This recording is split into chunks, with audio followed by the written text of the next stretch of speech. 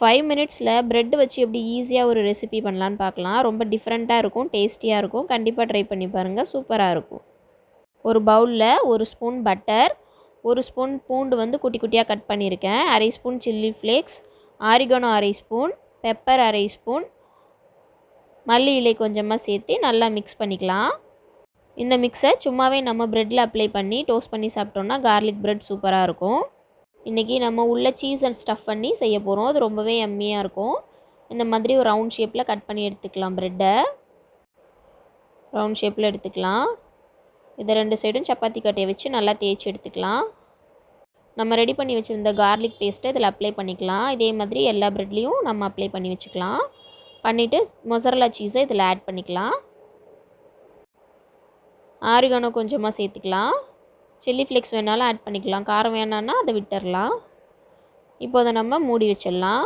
கொழுக்கட்டை, பூர்ண கொழுக்கட்டை செய்வோம் இல்லையா, அந்த ஷேப்புக்கு மூடி நல்லா ப்ரெஸ் பண்ணி விட்டுடலாம். அப்படி இந்த இடம் உங்களுக்கு ஒட்டலை அப்படின்னா லைட்டாக தண்ணி தொட்டு அமுத்துனீங்கன்னா நல்லா ஒட்டிக்கும்.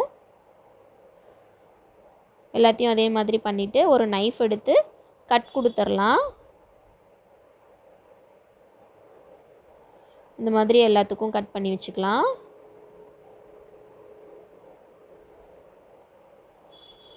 இப்போது நம்ம பண்ணி வச்சுருக்கதை டோஸ்ட் பண்ணி எடுத்துடலாம். ஒரு பேனில் கொஞ்சமாக பட்டர் அப்ளை பண்ணிக்கலாம். இப்போ நம்ம ரெடி பண்ணி வச்சுருக்க எல்லாத்தையும் நம்ம பேனுக்கு மாற்றிக்கலாம்.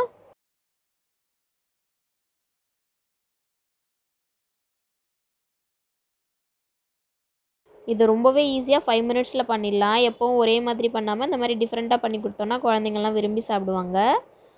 நம்ம கார்லிக் பேஸ்ட்டை இது மேலே இப்படி அப்ளை பண்ணிவிட்டு ஒரு லிட்டு போட்டு மூடிடலாம். சிம்மில் வச்சிடலாம் ஸ்டவ்வை. ஃபுல் ஃப்ளேமில் வைக்க வேணாம், ப்ரெட்டு தானே தீஞ்சிடும் அதனால். இப்போது நம்ம எல்லாத்தையும் திருப்பி விட்டுக்கலாம்.